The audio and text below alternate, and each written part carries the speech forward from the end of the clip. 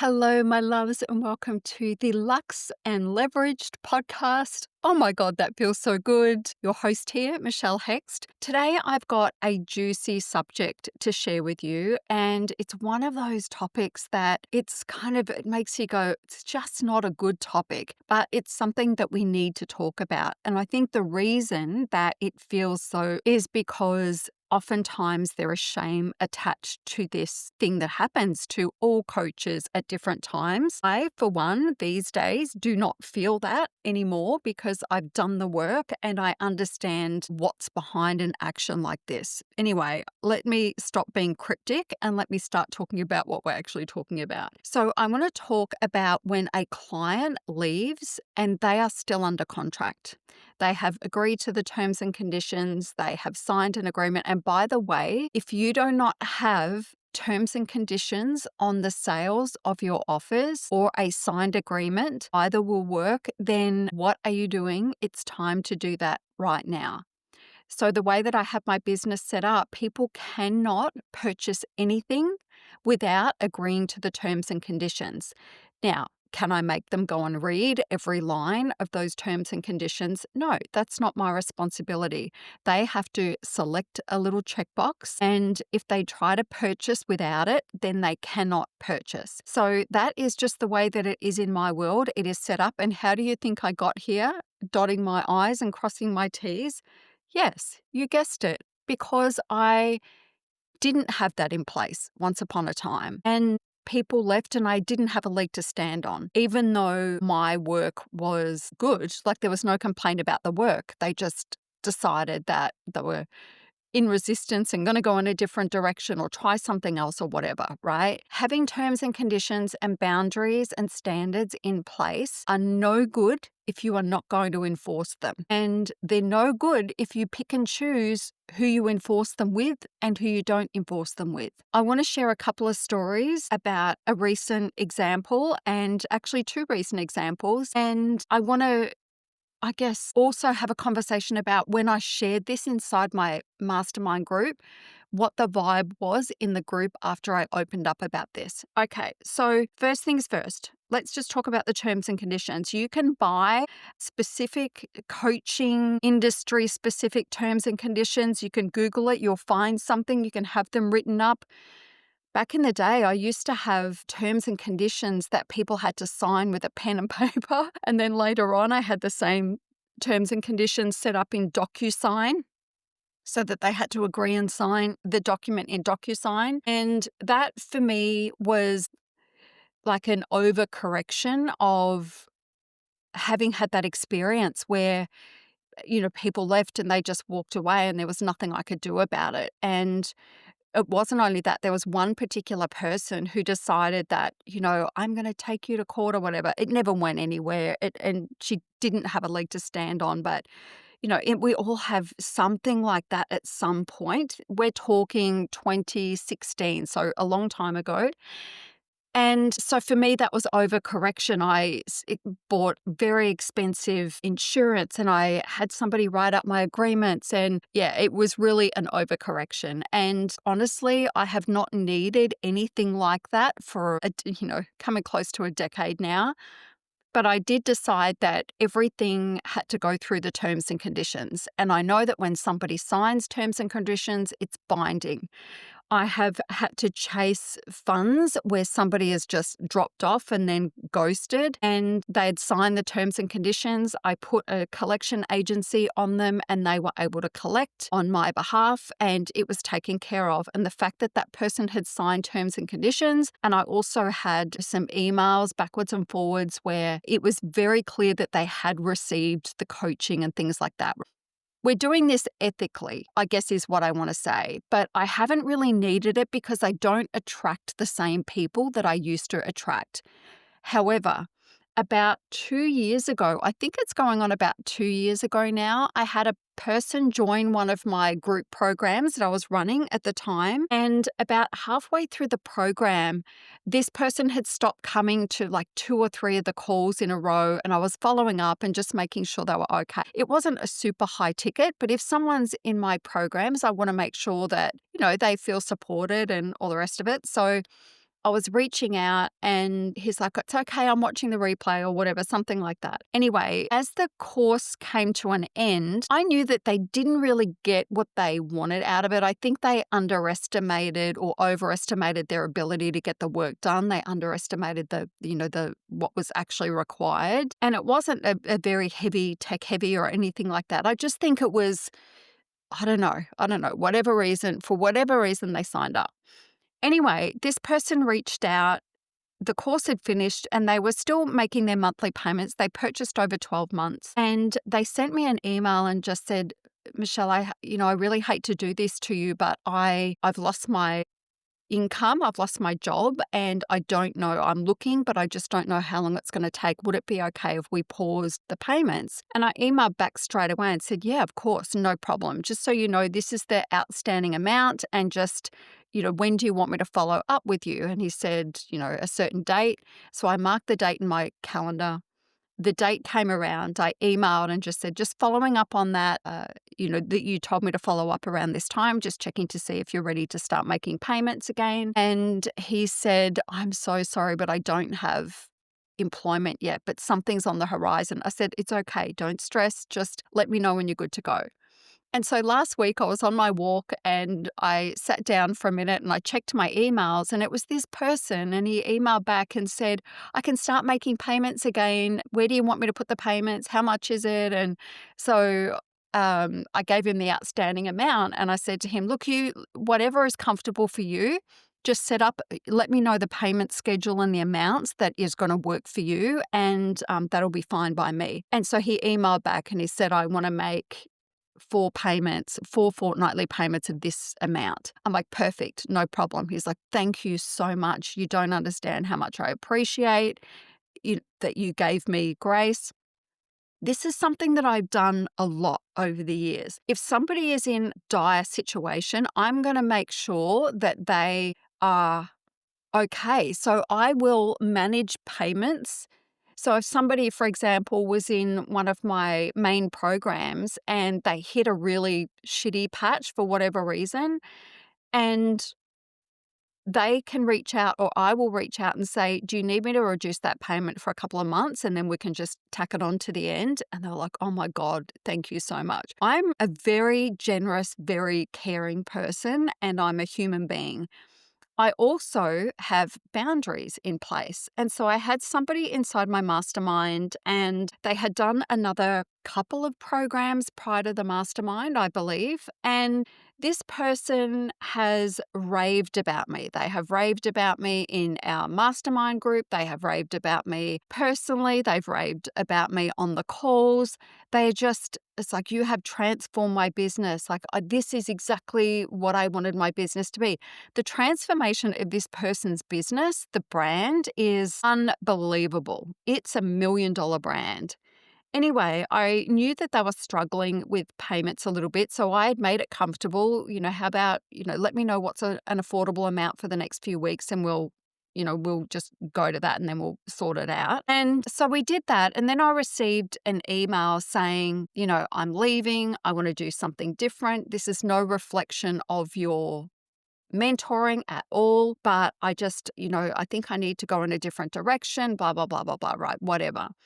And this is the final piece of correspondence. It was something like that as they finished. And I was just like, we really have to have this conversation. And so my stomach sunk a little bit and, it's not nice to lose a client. And it's also not nice when you know that it's going to become a thing, right? I don't really want drama in my life. I work very hard not to have drama. I'm very selective about who I work with for that reason, right? Anyway, so I emailed back and I just said, look, what you need to understand is, as you know, when you signed up for the mastermind, it was a 12-month commitment. You signed the terms and conditions and agreed to that, and you've known that it was a 12-month commitment, so you don't get to just quit. I said, if you really want to leave the actual mastermind, I don't know why you would, but if that's what you feel you need to do, I can't stop you doing that. That's okay, but your commitment is still there. So you need to pay the remainder of what is owing for the mastermind.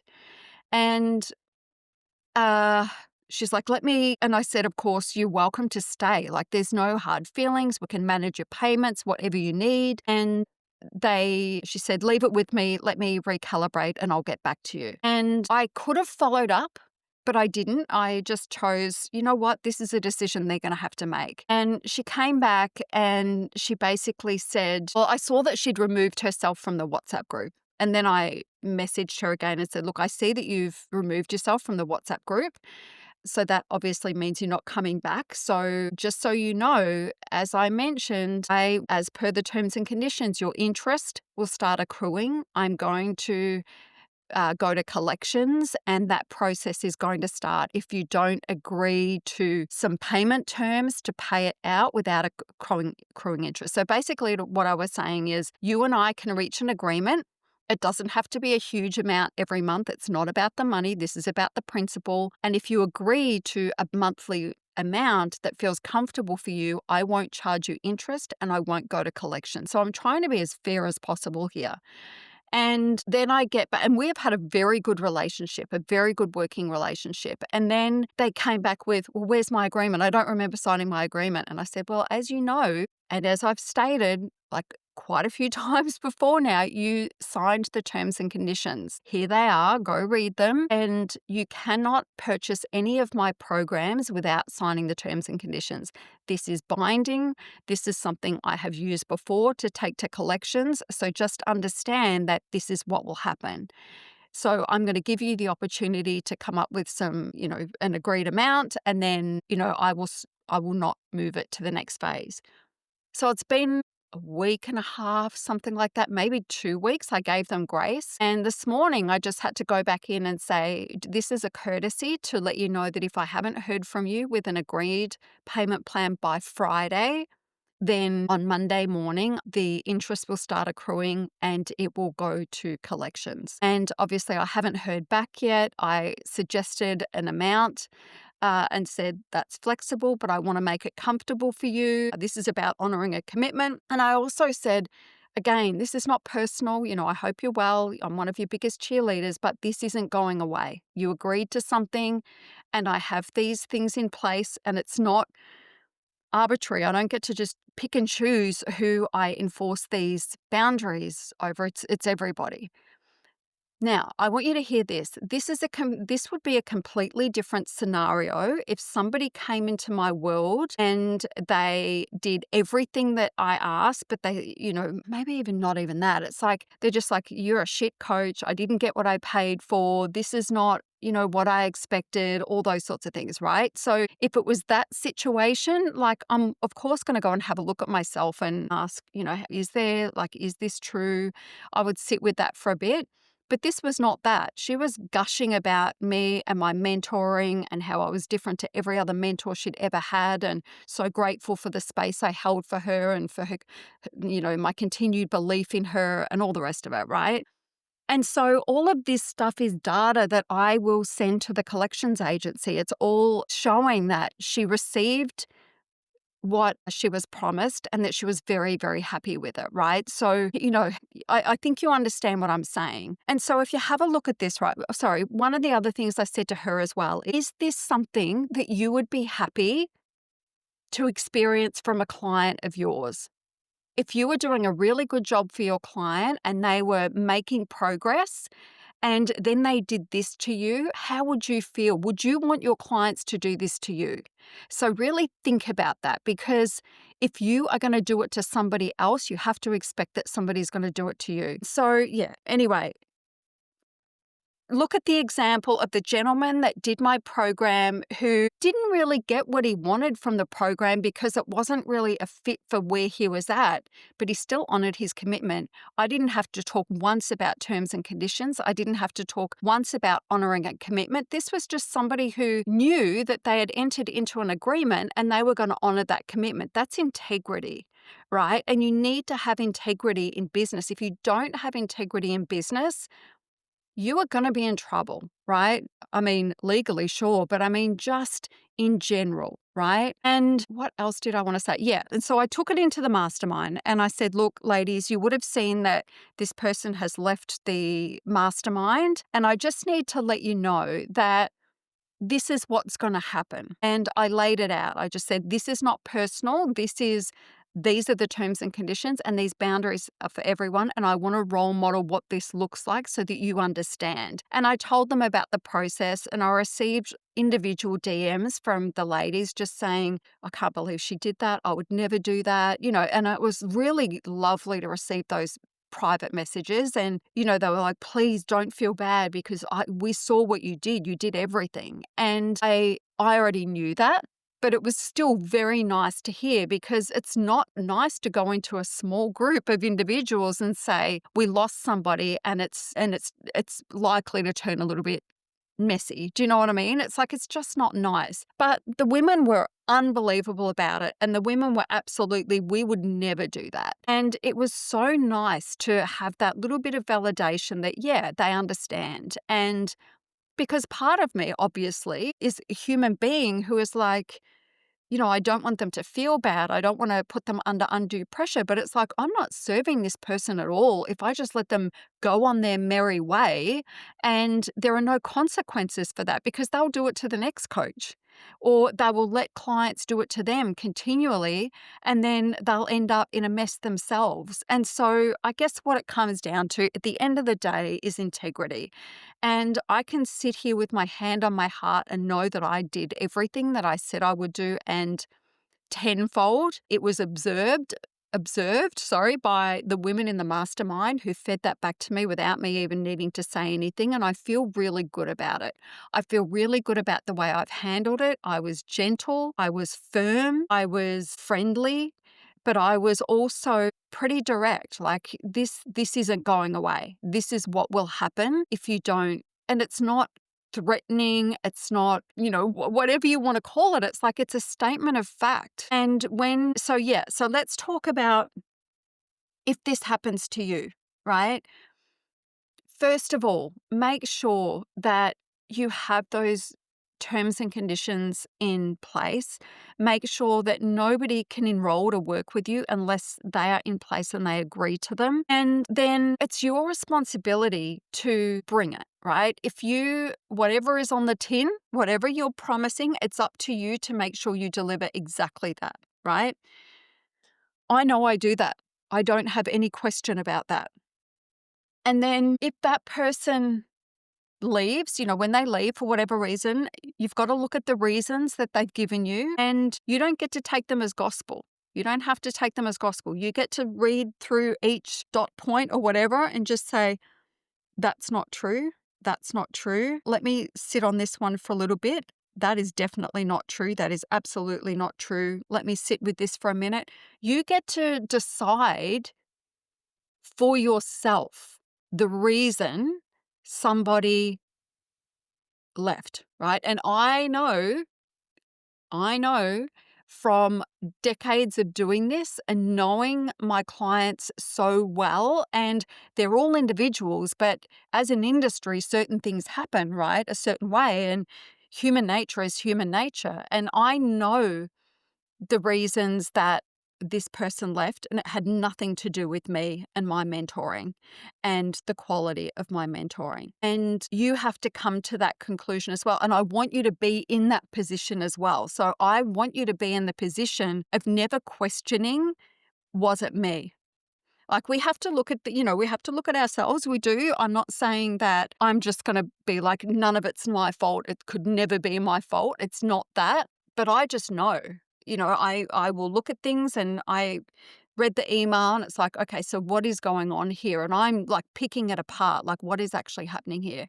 And yeah, so if there is some blame to be taken by you, then wear it, cop it, and do what you need to do to resolve it.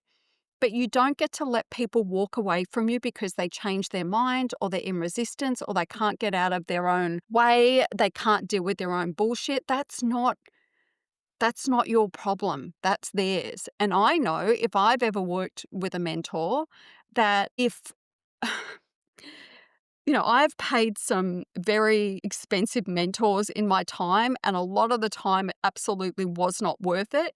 But if I made the commitment, if the program is really terrible, there was one example, there was two ladies running a mastermind together, and they were both like 45 minutes late for every call. It was just a fucking mess. And I just remember thinking, what is this? And so I reached out and I just said, look, this is unacceptable. And they were like, well, you're in the contract. And I'm like, I signed a contract based on what you're selling me, but I'm not getting that, not even close.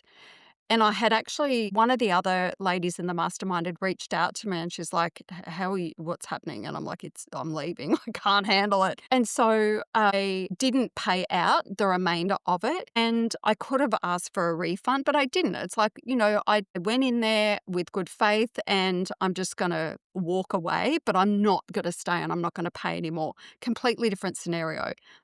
But if I've worked with somebody and they haven't been that great, but it's like, but there's nothing really I can fault, because if I look at what was sold and I look at what I'm getting, typically though, there was one particular mentor that I worked with, and this is what I do for my clients, right? Everything that I am promising, I'm checking in with that often. Like I don't have to so much these days, but I'm always checking in because I want to make sure that if I promise something, if I say they're going to receive something, they're going to receive it.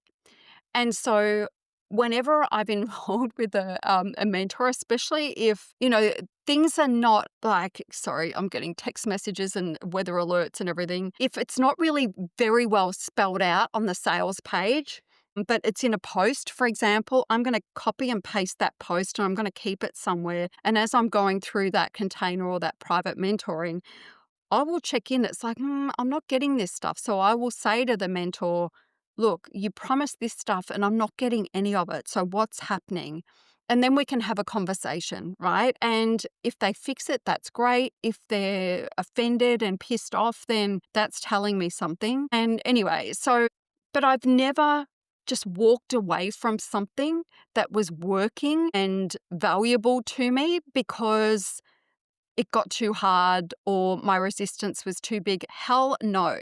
I put myself in positions in the past where I've invested in programs that were very expensive, couldn't really afford them, but it's like, I'm going to say yes, and then I'm just going to make it work, and made it work. I'm not messaging the person that's running the program and saying, I don't know that I'm going to be able to pay you next month. Like, hell no.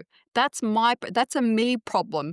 That is not a her problem or a him problem. That's a me problem. And so we have to take responsibility for the decisions that we make and the agreements that we enter into. We just have to. And we need to expect that from our clients as well, because if we don't, they're going to run all over us. And so, yeah, it's not a very nice subject, but it's one that we need to have because, as I said earlier, the women in the group were so relieved. They're like, it's so great to have this conversation because I've worried about, because my clients are going into launching 12-month programs and, 12-month one-on-one containers, 12-month masterminds, long-term programs. And it had been weighing on their mind, like, well, what happens? And so it was a really good, we have had a kind of a light discussion about it before, but we've never really had to have that conversation in real time. So it was so valuable to bring it into the group and say, this is what happened, this is how it's going to be handled, blah, blah, blah, blah, blah. And I get to show them this is what holding your ground looks like. This is what having very clear boundaries and terms look like, and, being able to be at peace with enforcing them. So here's the thing, right? Here is the reason that I have a blanket rule. It's the same for everybody. It doesn't matter who that person is, same rule for everybody. And the reason for that is I don't want to have to negotiate with myself. Oh, do I have to enforce it with this person, but not this person? No. Why would I create that mess? Why would I create that noise when I know that no, there's no negotiating, there's no thinking about, obviously there's negotiating the terms and, being nice and all that sort of stuff. But it's like, this is the rule. This is the line that doesn't get crossed. Doesn't matter who it is, and it just makes that decision so much easier. Well, you don't even have to make a decision because it is just the way that things are done, right?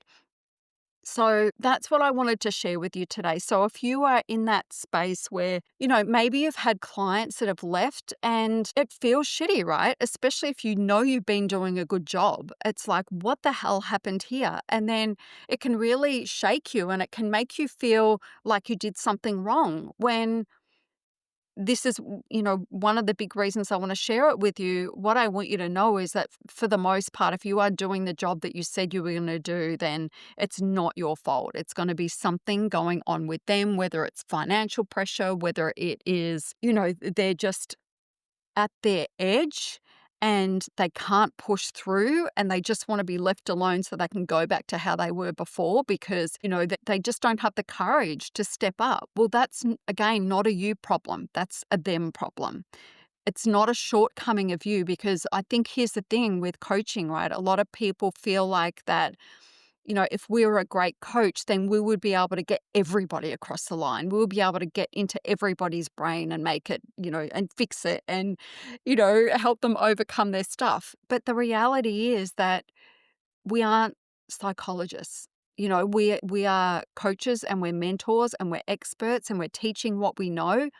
And yeah, we're working with the human and we're doing our best to work with the human behind it all. But at the end of the day, we can't fix everybody's deep-seated problems. We can't, and we shouldn't want to.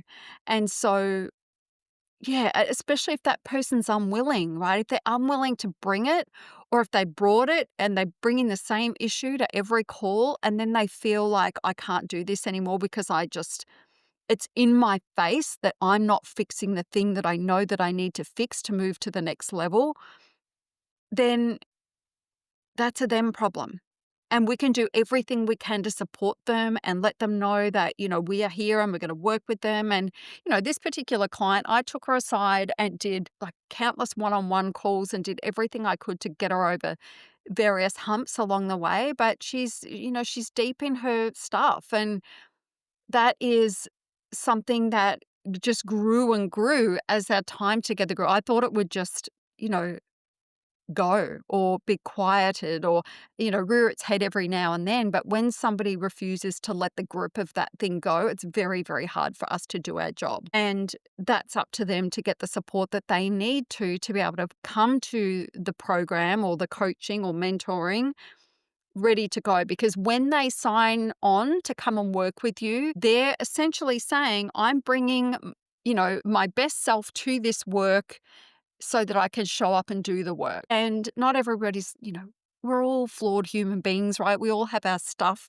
So nobody's perfect, but they're essentially saying, I'm ready to go. I'm ready to be challenged. I'm ready to be pushed. I'm ready to overcome my crap and I'm ready to break through. And that's what they're saying when they step into my world. And it's not new to anybody who's been in my world that I push my clients. I'm challenging them and I'm asking them to not do anything other than be true to themselves and honor the promise that they made to themselves. And I will do that till, the day I die because my job is to get the very best out of my clients so that they can be who they came here to be. And that's not always comfortable. It's challenging. I can see they're challenged. I shared Olivia's story last week. I'm actually doing a training inside the Luxe Leveraged Society in my group. The link is in the show notes. I'm doing it on Thursday.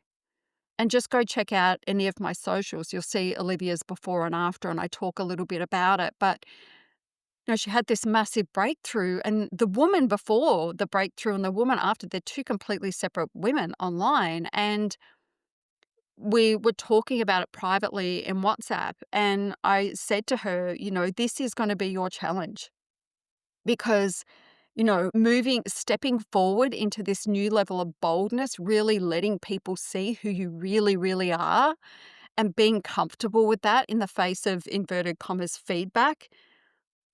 I said, you're going to want to be pulled backwards. You're going to want to play it safe. You're going to want to retreat, but you can't. Like, this is who you are now on the internet. And so this is something that, this is going to be your challenge. The strategy, we've got the strategy. This is going to be your challenge.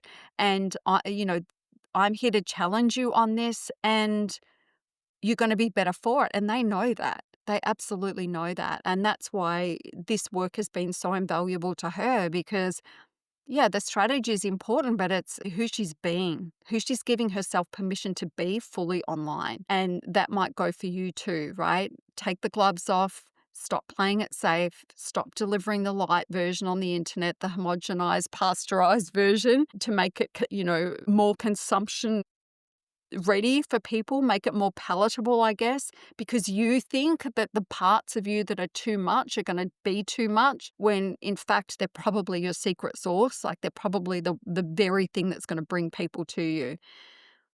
But today has really been about what happens when somebody leaves your world and you have to handle the fallout of that from, a perspective of following up. And yeah, I do my own accounts. I don't have a massive team because I don't need a team, and I work so closely with my clients. I don't want my clients to have a conversation with a third party about, is it okay if I just pay a little bit less this month and make up the rest of the payment? I'm saying it like this happens all the time. It actually doesn't. Most of my clients go in, they click subscribe to the, 12-month payment plan for the mastermind, and they never miss a beat, right? That is the majority. But occasionally something will happen, right? And I don't want them to feel like they have to speak to somebody else about that. I want them to have the conversation with me. I'm the decision maker anyway, and then I figure it out. And so, yeah, I'm the one that's taking it to collections. I don't have an account manager that's going to do that. That's just not how I want to work. And I would have somebody on the payroll that might, I might have to hit the red button, like, I don't know, once every 2 or 3 years. So they're not really going to be doing a lot. So yeah. Anyway, that is it for today. I hope this conversation was very, very valuable to you. And if you are sitting in shame because somebody left your coaching container and they left in a really, like harsh kind of way, I want you to listen to this a couple of times, and it hurts. It really does. This one didn't hurt so much because, I'm past that. I've been doing this for so long. It used to hurt me when I had my Taekwondo school and I would train my Taekwondo students and get them so close to black belt and they would leave. Maybe they left town, moved frickin' state or something like that. But every Taekwondo student I lost was a massive blow to me.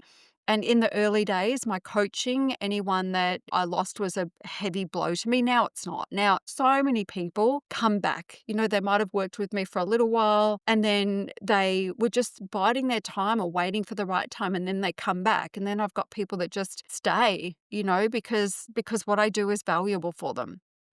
And so, yeah, sit with it. Own what's yours, let the rest go, and then have those things in place from a legal standpoint so that you know that you're covered. But also, I keep track of everything. So the minute this person left, I went through every conversation that we'd had on WhatsApp and I screenshotted, all the comments where she's talking about how amazing I am, how she loves this program, all that sort of stuff. Because I know in the back of my mind, I don't want to have to use this, but I want it there if I need to, so that I can let people understand, so I can demonstrate legally this person got what they paid for and now they're defaulting. Anyway, I hope it was valuable. I would love it.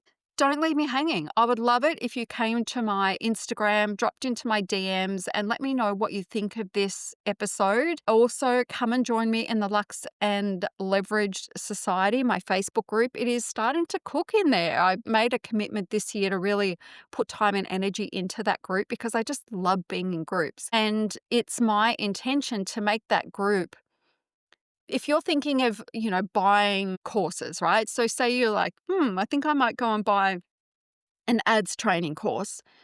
Don't buy an ads training course. Come into my free group, as I'm going to run ads training in there, and you'll get like my version of it for nothing. You just get to come and be in my world. And I know that, there'll come a time when you're ready to work with me and that'll be amazing. But until then, just come and hang out. All right, that is it. This is a long one today. I will see you next week.